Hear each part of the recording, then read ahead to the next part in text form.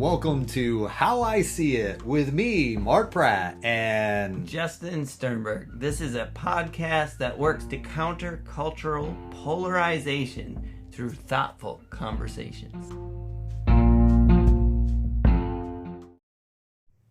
So in that whole process, I apologize. Did that answer your question in the context of identifying that codependency and how I give somebody like baby steps for that?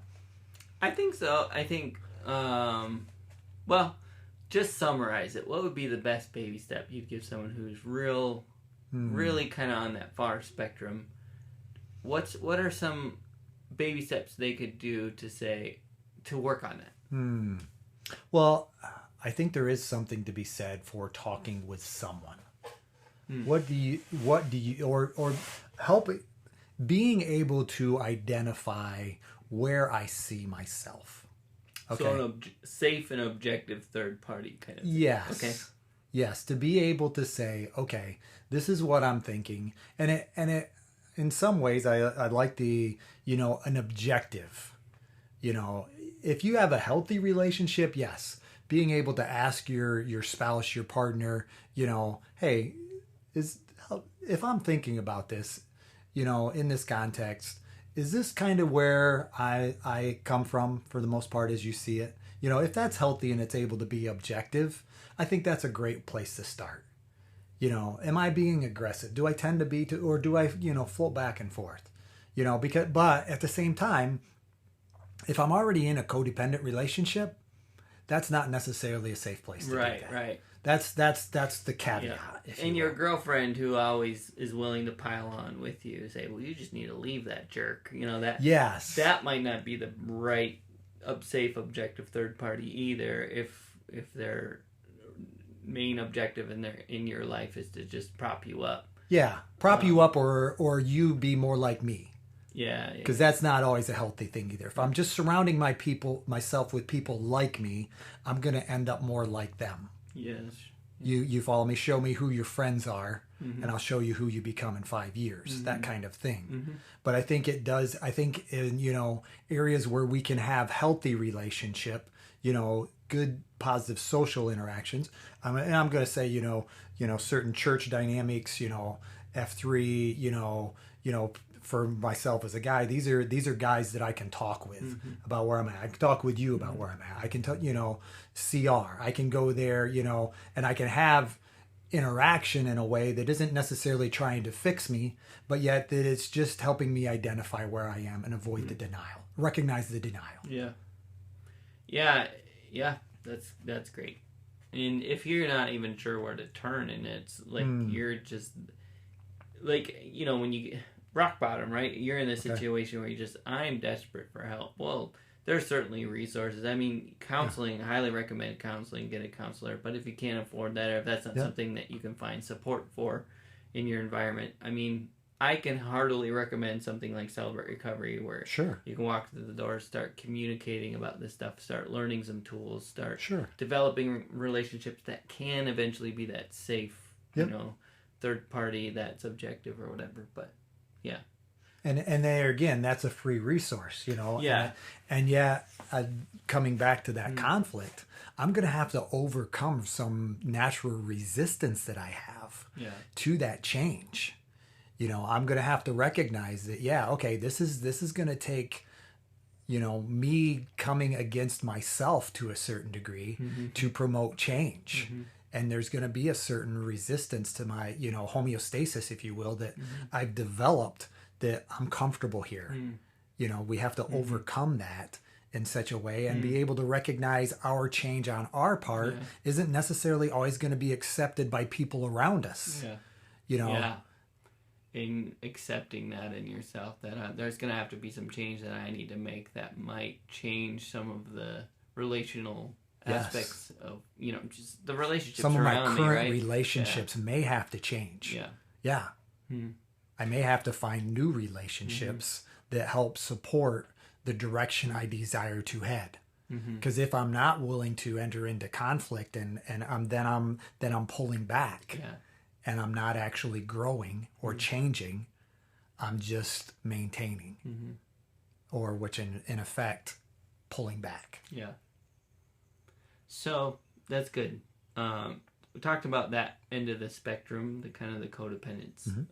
I want to spend a little time on the other end because, in my estimation, they're both very problematic, right? In fact, in Alcoholics Anonymous and Celebrate Recovery, we say a codependent is as sick as the addict, right? Because their relationship is equally, it's hard to explain. But basically, they're in a sick state just as much as the addict is. Sure. Okay, so I don't want to say one is worse than the other, but I do want to say that the power dynamic with somebody who's kind of, pushes people over, kind of that bull, right? The bull in the china shop.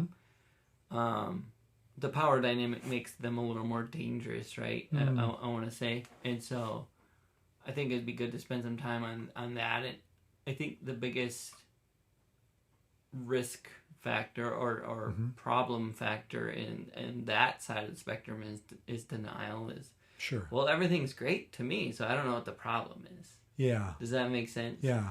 Do you feel like in those, those situations where you're counseling or whatever, that's a pretty common thing where it's just a complete blindness and like, well, things are fine on my end. I don't know what the problem is. And it's clear in this situation where we're both talking and this person's all upset and hot and bothered and I'm totally chill. We all know where the problem is.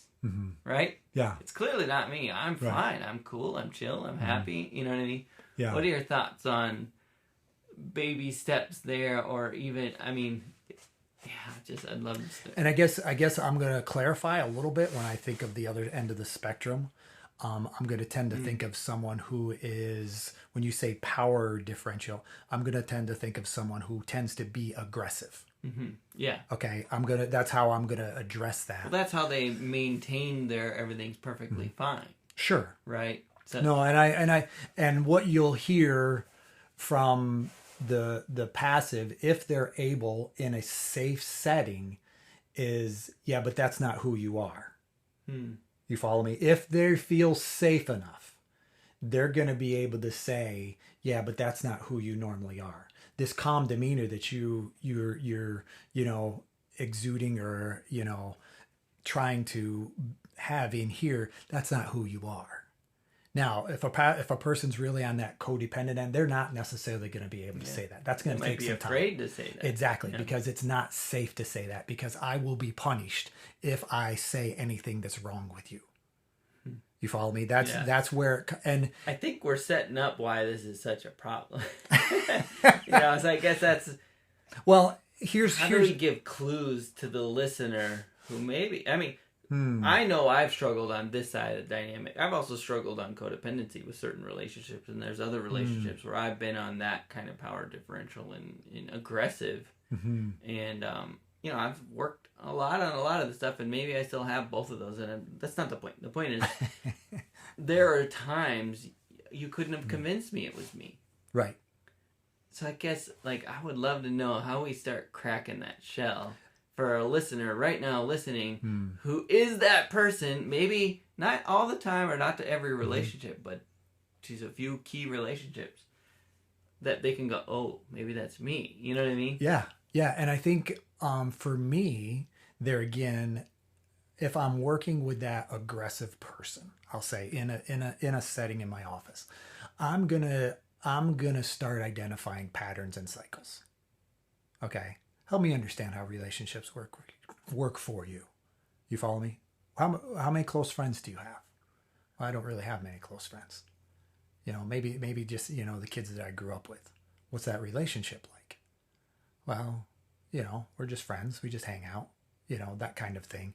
And I think we have to start by gaining that insight in such a way that says, okay, how do I conduct my relationships? And am I willing to recognize that I have this tendency to have very limited relationship, and I burn through relationships pretty quickly. I don't have too many friends, and that kind of thing. And there's a thing, I'll call it a thing, a premise. It's called like ego mass. Okay. So normally, two people who enter into a relationship have like ego mass. That's why healthier people marry healthier people. More unhealthy people, I'll say, attract more unhealthy people because I tend to think about people being like me. So I'm attracted to people who kind of are in the same health realm that I am, like ego mass. Make sense? Like Bonnie and Clyde. Well, it's more about the fact that yes, you're attractive to me because we're like, Yeah. even in our unhealth, Yeah. just as much as we are in our health. I just think about certain relationships that are very, unhealthy individuals. Sure. That are unhealthy relationship, and it's like they're my ride or die partner, and it's like this like Bonnie and Clyde mentality. I gotcha. Like we're in this together. We're gonna shoot everybody who comes to it. Yeah. Like this kind of. You made me No, think I of that hear- when you were I saying understand that That's now. like kind of the extreme Yes. side of it. The Bonnie and Clyde dynamic. We'll Sure. call That's ego mass. like ego mass. Like ego. Exactly. And here's the deal from my perspective. Both the aggressive person and the passive person struggle with a lack of identity from my perspective. Okay? Because what happens is, the aggressive person doesn't necessarily know who they are. They've just learned to use anger and aggression to get what they want from people. Okay? The tendency is to overassert. So I'm just aggressive. So either I have people around me who can't stand up to me, or the people that can soon fall away. You follow me? That's how I would begin to identify some of those patterns and cycles based on relationships. So if the people around me just have to say yes to me, or else I get mad at them and they're punished in some way or another, either by my cold shoulder or by my physical abuse. You follow me? That's my way of making them say yes, which isn't healthy. Or I just don't have anybody in my realm of influence that can speak into my life, in such a way that if they stand up to me, I just distance myself from them. Because a bully can't stand someone else who stands up to them. And usually that distancing... It's an inferiority at that point. Usually that distancing comes in parallel with vilifying, right? Like, can you believe this person said this? And look at them. They're this and this and this. And there's no way I'll never take that from them because they're, basically... Because this particular person that we're talking about, whether it's me, right, in my dysfunction, is not willing to say I'm inferior and therefore I have to walk away from this person. Instead, I will say I am superior, they are inferior, and they have no right to speak this to me or to do this this How dare egregious act, right? Yeah. And they will be banished from my life because Exactly. Yeah. So you're speaking from a healthy counseling terms. I'm just trying to put it and flip that into terms of someone who's unhealthy, what that might look like. Sure. If that makes sense. Yeah. No, that makes sense. And I think we can, if I may, we talked about love styles, did we not? And I think that will come back into that controller victimized, love style. Do I have to use anger, to motivate people? Because number one, anger is either going to motivate people to say yes, to do what I want them to do, or it will distance people from me that I don't want interacting in my life. Yeah. That's what anger does. Yeah. I'm not saying anger isn't healthy. Don't get me wrong there. Anger is a healthy emotion. But when I'm using it from a control standpoint, then it's unhealthy. When I have to control other people. So that would be that aggressive end, or the victimized is the passive end. That reminds me of the thinking versus feeling and concept of like our emotions are valid but not truth. Sure. Right? So not always accurate. Anger is always valid. Sure. Right? Always, yes. Valid in the sense that it's a real thing that occurs in me for real. Yes. Like, it's not something that I am imagining. The anger is real. It's a valid thing inside of me. But it doesn't represent truth. It's not a representative of what the actual reality is. Yes. Right? That's what I guess that's where I'm struggling with valid. You know, I think what I think it's real. Is, I'm not wrong because I feel anger. I'm not wrong because I feel sadness, depression, whatever the emotions are. Right. Doesn't make me wrong, because emotions aren't necessarily something we can control. Agreed. Right? Agreed. That's what I mean by valid. Yeah. It doesn't. Understand. You don't have to invalidate it and say, well, because I think that's where you get into codependence. Well, my anger at this person isn't valid because he's a good person. He really tries. And it's like, no, feelings are valid. Anger's valid. Right. How you respond to that anger is, that's what we're talking about. Exactly. I guess that's what you made me think of, is saying anger's not wrong. It's not wrong to be angry. That's right. What it quickly spirals into something wrong as a controller, but yes. it also quickly spirals into something wrong as a victim. Yes. Right? And I think when I heard valid, I'm hearing in my mind that other person that says, you make me angry. You follow me? Yeah. And so that's not accurate. Correct. That's a form of accurate. But if I'm thinking that you make that and that's valid, then, that's where I was wrestling with that terminology. So the terminology could be very... So I would say anger is a real emotion. Yeah. And yes, we can experience it at times and it's not wrong. But yet what we do with that anger, is important. I guess my thought too is, as a controller who's consistently angry, there's a valid reason you're angry.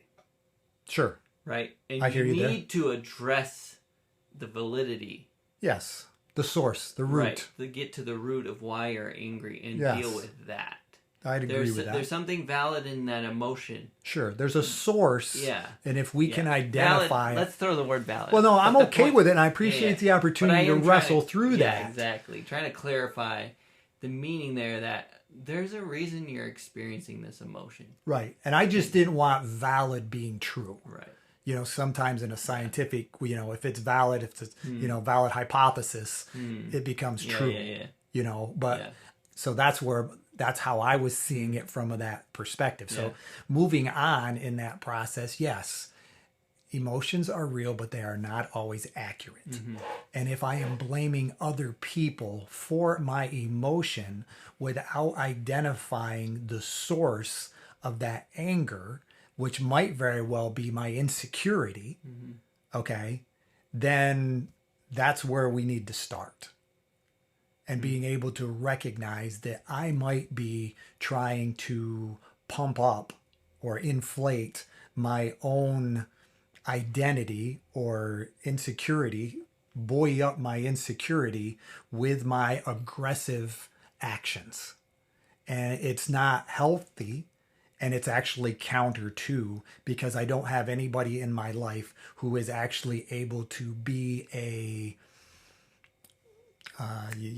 CR we'd use accountability. I don't have people that I allow to hold me accountable. So I have developed this pattern over time of limited relationship. Does that make sense? It does. I think one of the most difficult, so I think to the codependent, one of the first pieces of advice would be get some accountability, get someone that can, I think on this side of things, it's a lot more difficult, because your natural tendency is to say, okay, I'll do that. And then go, no, but this person's an idiot. I can never find someone who's not an idiot. You know what I mean? And so I think for me, one of the key aspects was to learn to be accountable. So in other words, I have to start doing the work to figure out why I'm angry and telling someone, I think I got angry because of this. Yeah. And they might try and tell me what to do, or they might be an idiot. Right? I'm using that air quotes, right? Because I might feel that way. Sure. But towards that person. Right. I might feel like there's no one who's qualified to speak to me in this thing or whatever. I think one of the things I had to learn that accountability was if I was only depending on someone strong enough to hold me back or grab me and shake me and say, look what you're doing, and me going, oh yeah, you're right, like because there was never going to be that person in my life. I was like, I just need someone strong enough to do that or whatever. And it's like, that's not going to happen, like because our tendency is to push those people away, and it's just not a common thing to find, right? However, learning to say, whoever that is on the other side of the couch, so to speak, or the other side of the table, I can be accountable to them. I can confess, I can admit, and work on that. And I don't know if that's a baby step. That's probably still pretty far down the line for someone in this thing. But being willing to say, yeah, maybe sometimes I get angry. Maybe I get angry more than I should. And maybe I use that anger as a tool. That's a baby step. And then, where you go from there. I don't know. Again, no, and I think it is a process. And I think I don't want to necessarily make something that's so complex seem as simple as, one step, because I think, identifying that step for an individual, can be a complex thing. And then what do I do next? Well, sometimes that's going to depend on your circumstance, but I do think, accountability and a continued influence to that from a positive, that becomes the baby step and the next step. Because then at that point, you're able to start unpacking some of those issues. You follow me? I'm able to recognize, okay, I learned this behavior early on, and this is a pattern of my life that's been developed. And I think, that's where, even the later steps, if you will, of, making amends. And, that's all part of that initial getting beyond the denial of, I'm an angry person and I just use anger to motivate people all the time, either away from me or to do what I want them to do. And is that really how I want to live the rest of my life? And granted, some people would say, yeah, you better respect me. And I think that's, respect itself is so misunderstood. Because, so many people think, well, I turn 18, I turn 21, and now it's my turn. Yeah. I deserve respect. No, I'm sorry. I'm going to disagree with that every time, because I think, and I think it can be a cultural thing to be able to say, well, I'm this now. I deserve respect. No, you earn respect by the way you treat people and how you conduct yourself in a relationship, because it's not, I don't want to make it light like a currency, but I think it's very similar to that. I can't just demand respect from someone and just because of who my parents are or, where my zip code, none of that, bequeaths respect upon you. But it's the way, it's the character from my perspective that, builds or creates respect, allows respect to grow between individuals. That's another topic for another time, of course. But I'm just, if you're expecting respect without having to prove the character side of it, that could be a symptom, right? Oh yes, very much so. Very much so. If respect is expected, no matter what. Right. If you don't respect me, I'm gonna. Right. That's not respect. Right. I did this because you didn't respect me. Exactly. Right? Yeah. Yeah. That's a telltale sign of where I find myself in that continuum. Yeah. Yeah. Yeah, it's difficult because, again, on that perspective, looking at those two ends of the spectrum, I think the one side often is desperate and listening and searching and willing to hear. Now, they might not be willing to do the work because it represents, messing with what's quote-unquote working. Like, I don't want to make them mad. They might not. But on this side of the spectrum, it's just, I feel like, so much easier or so much more difficult for them to be listening, right? Yeah. And again, that's why I think we have a unique position here to have this conversation of his symptoms, because there might be someone listening who has these tendencies. And I would also say, we use the word spectrum, right? Sure. The spectrum, there's all the way to the left and all the way to the right, and you might not be all the way to the right in that terrible version or whatever, but there might be some relationships that you exhibit an aggressive nature. Sure. Right? And so, again, just the nature of this kind of conversation, that we're not accusing you because we don't know you. Right. But you're able to kind of do some self-assessment. That is, I think, a very important part of starting the process to work on these things, if you're on that side of the spectrum. Yeah. Because nobody's going to tell you this. And you know it. You're listening right now, and you're like, you're right, Justin. No one's going to tell me that. Yeah. I don't have anybody. Right. That dares. Yeah. Yeah. That dares, and if they did, you're right, I'd think they're an idiot, because I know this person, and if they did it, I would think this about them. I know this person. I can't think of a single person. Well, maybe that person. And it's like the President of the United States. It's like, okay, all right. But not really. But not really. Yeah. Yeah, it's denial, right? But, yeah. And I think I like what you're establishing in that aspect of being able to recognize a need for growth. And I think that in some ways that brings us back to, there's going to be conflict. I'm going to experience some heat. I'm going to be uncomfortable in this process of change because there's going to be resistance. And I think, I'm wondering sometimes if that isn't a baby step of more so just to be able to recognize that this is going to be hard work. I got to identify it. I got to recognize it. But I also have to, I think kind of, when I'm in my therapy mode, that's, one of my prerequisites, if you want change is work. Yeah.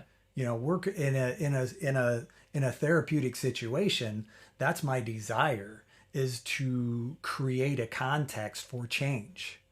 And I think we're most like God when we are creating or we are working to make opportunity or space for change. You follow me? That is the baby step as far as I'm concerned. We have to be able to have those environments where we are making opportunity for change. And those environments have to be safe. Just like a therapeutic setting. Yeah. Which, again, I think is one of the unique positions we have on this podcast. This is as safe as it gets, because we don't know you. We're not talking to you specifically, but you're listening, and maybe, you're doing that, creating that context for change. You're going, yeah, maybe that is me or whatever. And I think that's kind of a cool part of this, which I enjoy. And also just thinking, too, like you said, baby step is just maybe asking those questions that you would ask. Well, are you happy with the way this works in your life? Yes. Are you content that the rest of your life, there's never going to be anyone who can stand up to you, and the ones that are in your life you tend to, control with anger? Like, is that an acceptable way of life to you? Or do you want more? Yeah. Do you feel like you don't have any real relationships because, there's no one who can stand up to you and and you long for it, like you long for a buddy, you long for whatever, but it's just like impossible. Do you want that? Like, do you want to see a different version of your life? Because that, I guess, like you said, that is the baby step, is to say, maybe there is a version of my life that I long for that I just wrote off. Yeah. Because it's unicorns and rainbows. Right. Right. Or it seems not necessarily unicorns and rainbows. It seems like it's briars and thickets. It's work. I got some brush hogging to do. Because I have these patterns that have grown up over 20, 30, 40 years that have kind of entrenched me. Yeah. I'm in a ditch and I don't even realize it. That kind of thing. That's how I would identify patterns and cycles to a certain degree, because they're just habits that had a purpose at one time, but they've outgrown their value. They've all outgrown their healthiness. They once provided safety, but they're no longer healthy. And I think that's where our patterns and cycles come from, is those hurts, habits, and hang-ups, if you will. Yeah. Because, and we have to be able to, ultimately the next step after, creating a context for change is to challenge patterns and cycles. And that's about vulnerability and support. Yeah. I have to learn to be vulnerable to someone. And therefore, at that point, when I'm able to be vulnerable, support can be, or help in a healthy relationship, typically is reciprocated with support. This is something that I'm struggling with. Okay, how can I help you? Mm-hmm. You're willing to identify this pattern and cycle in your life. Okay, you're sharing that with me. I struggle with an addiction to, fill in the blank. And then it's at that point we're able to say, okay, what does support look like? Mm-hmm. And I think there again, we're opening up an opportunity for conflict because I don't feel supported by that. Mm-hmm. So, okay, how do we have to come back? What does support look like? Mm-hmm. I think we can do this in our marital relationships or, a healthy relationship as well. It's like, okay, I tried that, but at the same time, that didn't seem like it was support. So help me understand, I'm hearing this need, but help me understand how I can support you. Yeah. Because evidently what I did, in my own effort didn't get conveyed as support. Right. Not for a lack of my desire, but a lack of my knowing what needed to be. Yep. So that real support is offered in exchange for that vulnerability. Mm-hmm. And then at that point, we're able to challenge some of the patterns and cycles of time. Yeah. And then we're able to relearn what safety looks like, because safety that I grew up with isn't always healthy. Mm-hmm. So when I challenge those patterns and cycles, then I'm able to relearn what health looks like. And then that helps create more opportunities for change. Yeah. So like when I see, conflict as being a healthy thing, and I can address it in a way that is, recognizing a need, and, that's reciprocal, then conflict becomes a positive thing. Mm-hmm. Conflict builds intimacy. Yeah. But if I'm in a relationship where, conflict is either ignored or it becomes reactive, that's difficult to address. Yeah, I so many thoughts. One at a time, Justin, one at a time. But I'm good with either one. Well, one thing I was thinking of too is like, if the support you're trying to get is from the person marriage can often be a difficult place to start with support when you're at the beginning stages of working through those cycles, those years of briars and thicket, as you described, because it's basically saying like, I need support for me being irritated at you. It's like, well, you shouldn't be irritated at me, or trying to be real gracious. All right, I want to listen, and then you get triggered as the person trying to offer support. Instead of supporting, you're now fixing, right? And it's like, or you become defensive.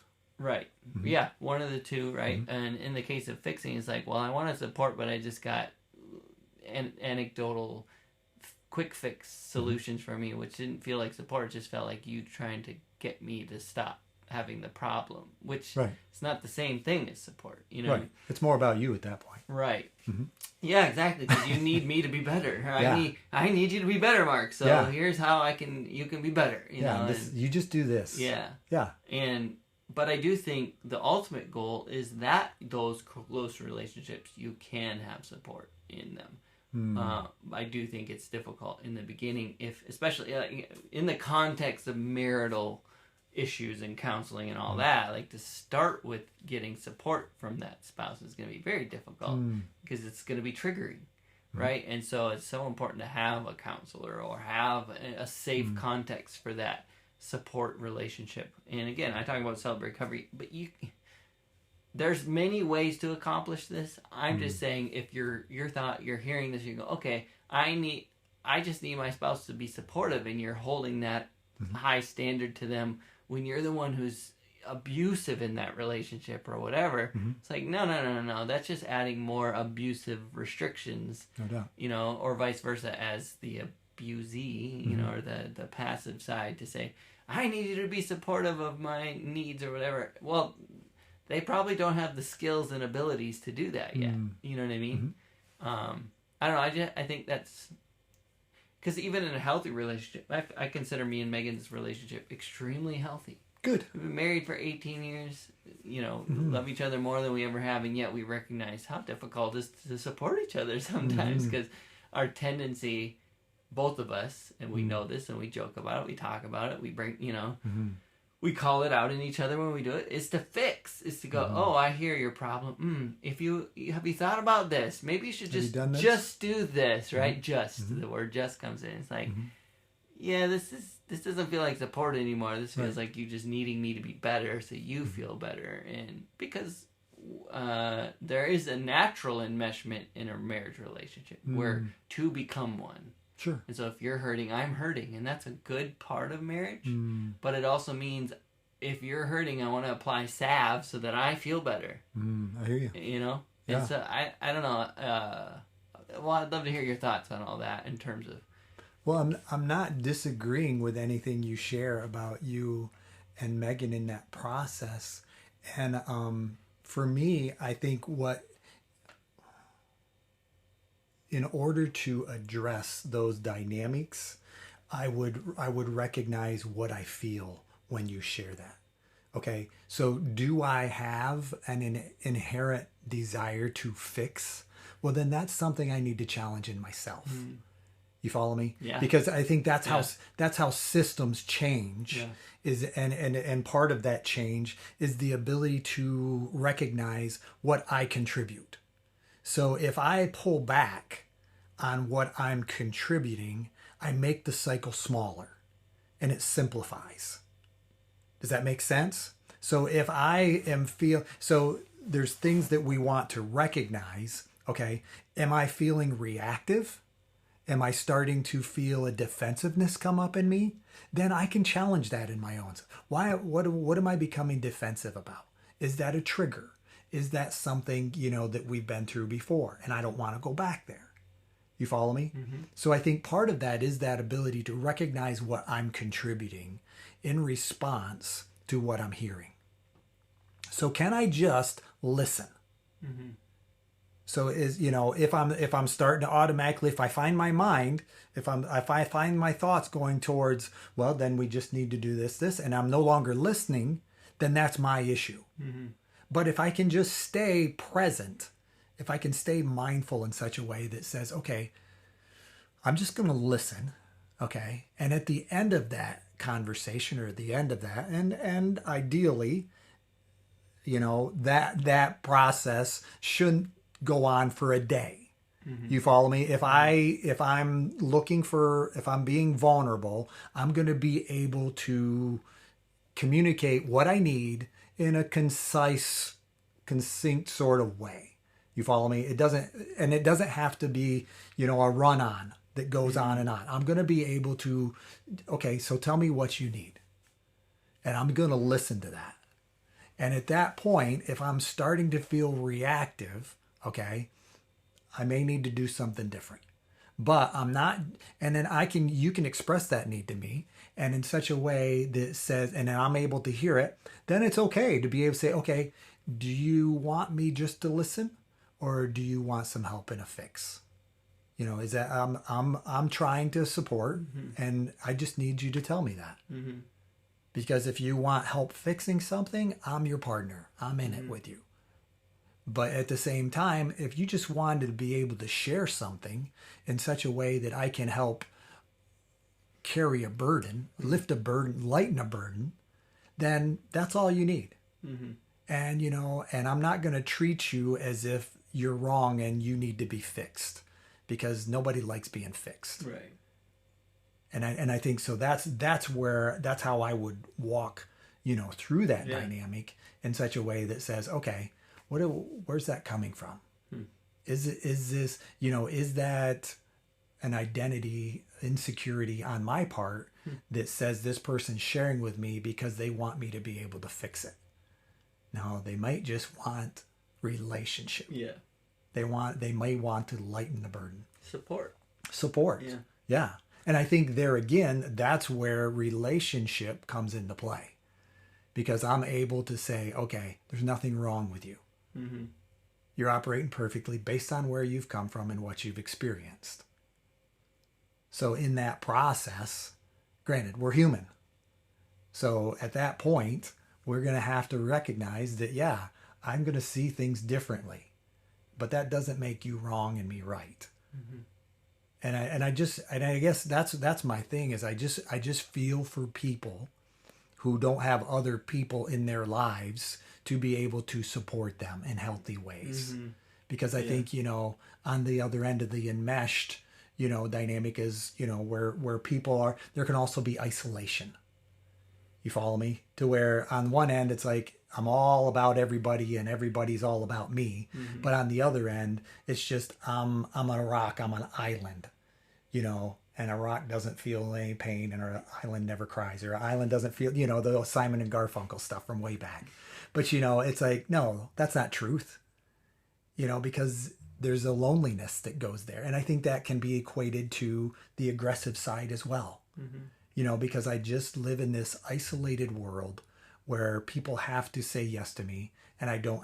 So I guess I just feel for people, and I want to recognize that conflict is oftentimes a healthy thing where growth is concerned.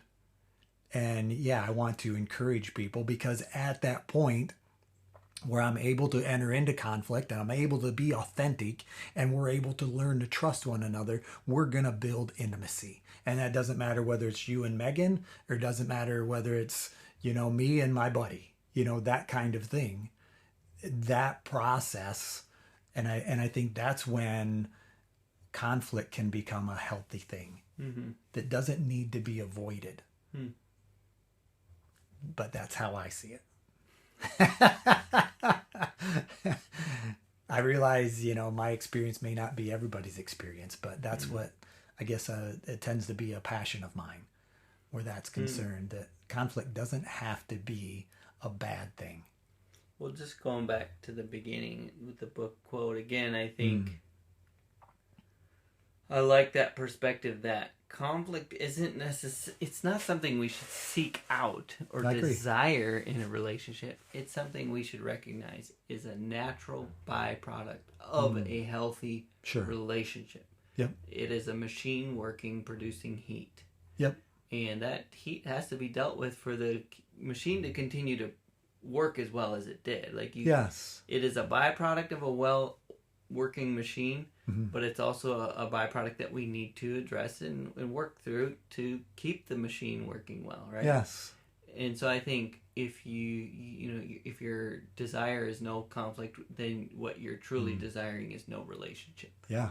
Because that's that vacuum that's or that on a rock on a hill, like you said, and our authenticity. Yeah. Right. Yeah. So I think just an important distinction.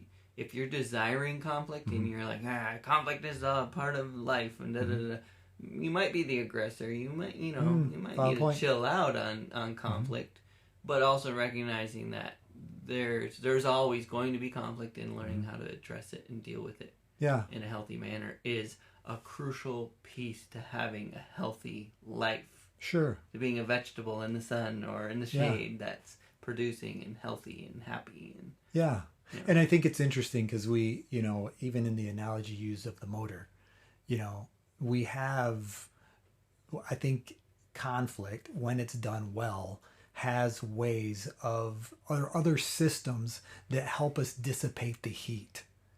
You follow me? An engine has a radiator. It has an exhaust that it directs that heat in a safe manner. And yet there's also this radiator that's taking in fresh air all the time to just run through that water to that cooling system. So I think it is a healthy system has ways of dealing with that heat and dissipating it in such a way that no one has to be harmed by it. That's so good. It makes me think of the inventor of the combustion engine, right? They didn't start with a radiator. Oh, sure. And oil. No, I hear you. They created it, it ran, it got hot, it blew up, and they said, we need to do something about this heat, right? Yes. And it was a process of figuring out to where now the combustion engine is well figured out, right? Yeah. And the radiators, the water, all those things, like the systems. Yeah, and I think you might be in a place where you have an engine that overheats a lot and you don't know that you need a radiator. But I will say that relationships are also a well figured out machine, right? Oh, sure. There are books, there are resources, there are counselors, there are churches, there are places to go to learn, what's important in a relationship. Well, you need a radiator. You know? And let's say the radiator is, you said, bringing in fresh air. Well, as a believer, is reading God's word and listening to the Holy Spirit speaking to me, is breathing life into me, right? Or an outlet, right? You need an outlet for the heat, so your exhaust system. Well, that might be working out. Yeah, that might be F3. Community of other believer, brothers and working out together or whatever. It might be counseling as an outlet for that steam and that heat, right? But learning tools. Yeah, recognizing that those pieces are crucial parts to this, I think, is very important. Sure. Yeah. To a machine that's working well. Agreed. That's how I see it. That's how I see it. Thanks for sharing. Thank you. That was good. Now let's fight about it. I mean, conflict.